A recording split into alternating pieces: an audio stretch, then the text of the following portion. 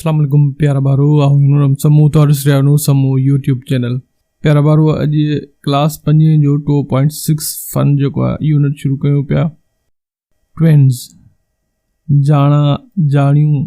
बजे के गॾिजा पढ़ण लाइ ट्विन्स पोएम नज़म आई did not eat your ice cream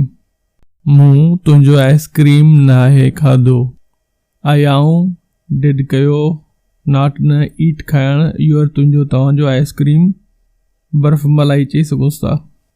I did not take your socks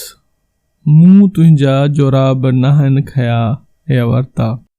I आऊं डिड कयो नॉट न टेक वठण योर तुंहिंजा सॉक्स जोराब I did not stuff your lunch box with rubber band and rocks मूं तुंहिंजे lunch box खे रबड़ जे बैंडनि ऐं पथरनि सां नाहे भरियो आई आऊं डिड कयो नॉट न स्टफ भरणु बंदि करणु योर तुंहिंजो तव्हांजो लंच बॉक्स पहिरीं लाइ जेको बॉक्स खणिबो आहे मनी लाइ थां खणिबो आहे विथ सां मां खां रबड़ बैंड्स ॿधण वारा ऐं रॉक्स पथर आई did not hide your sweater मूं तुंहिंजो स्वेटर नाहे लिकायो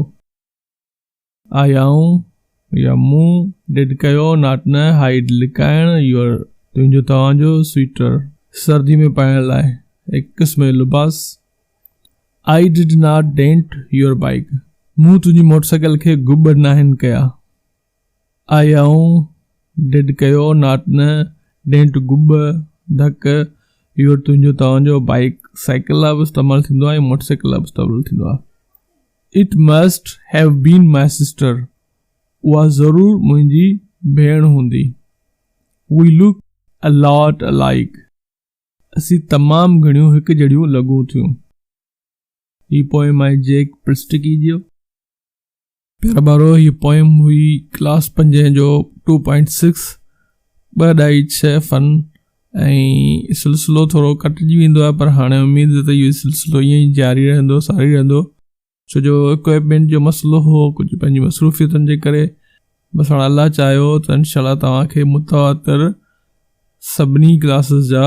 लेसन्स वक़्तु मिलंदा रहंदा तव्हां पंहिंजी ज़िमेवारी सिर्फ़ु इहा निभायो जो वधि खां वधि शेयर करियो सब्सक्राइब करियो ऐं लाइक करियो कमेंट्स करियो त जीअं मूंखे ख़बर पवे त ये मुंहिंजी महिनत जेकी आहे साबिया थिए पई या न अल्लाह हाफ़िज़।